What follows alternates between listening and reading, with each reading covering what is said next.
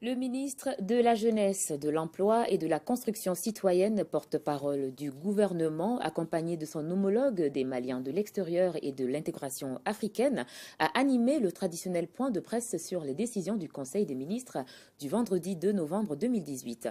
En plus des décisions prises au Conseil, la situation des Maliens en Angola était au menu des échanges avec les hommes de presse. Idrissa Goulou Sissoko. Au cours du traditionnel point de presse sur les décisions du Conseil des ministres, le ministre de la Jeunesse, de l'Emploi et de la Construction citoyenne, porte-parole du gouvernement, a évoqué les projets de texte relatifs à la création, à l'organisation et aux modalités de fonctionnement du Conservatoire des arts et métiers multimédia Bala Faseke Kouyaté au titre du ministère de la Culture. Il a pour mission d'assurer la formation des cadres supérieurs dans le domaine des arts et des métiers multimédia et surtout d'assurer la promotion artistique et culturelle. Plus de 10 ans après, et après avoir obtenu des résultats probants, notamment dans la formation des cadres de valeur dans ce domaine, certaines insuffisances ont été constatées, notamment le cumul de fonctions au niveau de la direction et de la comptabilité, l'absence surtout d'un département d'enseignement et de recherche, l'absence également d'un cadre législatif pour les frais d'instruction administratifs et académiques, et l'absence également du représentant des élèves étudiants sur le de l'AIM dans le conseil d'administration. C'est pour combler ces insuffisances que ce projet de texte a été présenté. Il a été examiné et approuvé par le Conseil des ministres, ce qui permettra de créer les conditions d'une bonne gouvernance et une bonne gestion académique et pédagogique au niveau du Conservatoire des arts et métiers multimédia Bala Faseke Kouyaté. Il a été aussi question du projet de décret portant approbation de la politique nationale en matière d'intégration africaine et son plan d'action 2018-2022. L'adoption du présent projet de décret consacre l'approbation formelle de cette politique et ouvre la voie à la mise en œuvre des actions inscrites dans le plan d'action. Le Conseil des ministres a en outre adopté certains projets de décret d'utilité publique, notamment les travaux d'aménagement des aires protégées du Mandéoula et Nemaoula dans le cercle de Kita et les projets de décret de travaux d'aménagement des marigots Tenkolé en commune 1 et Woyoyanko en commune 4 du district de Bamako.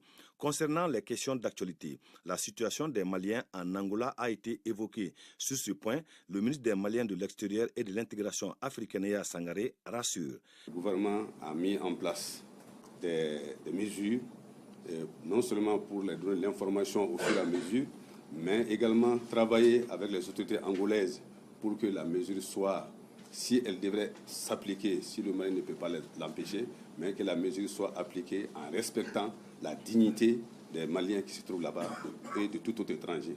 Et nous avons voulu également que si on doit mener des actions, que l'action soit menée vraiment dans un cadre vraiment beaucoup plus élargi, c'est-à-dire que dans un cadre concerté avec toutes les communautés ou tous les pays dont les communautés sont présentes en Angola.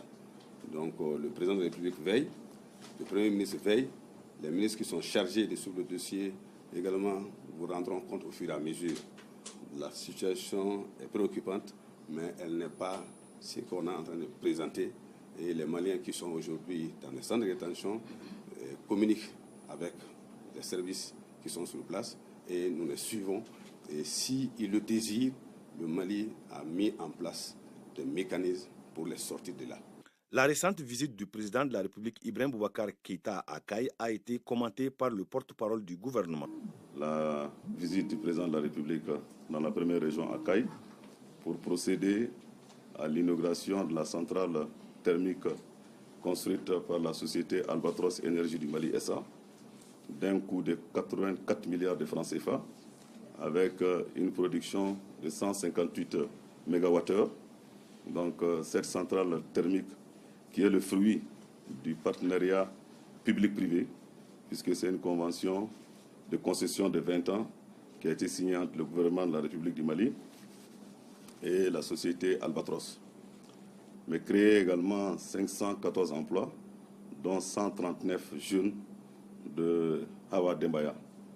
Albatros, au cours de ses travaux également, a procédé à certaines actions sociales, notamment la réhabilitation du dispensaire de Hawa Dembaya et également la réalisation de 6 forages et également l'aménagement des hectares pour les femmes pour la culture des légumes.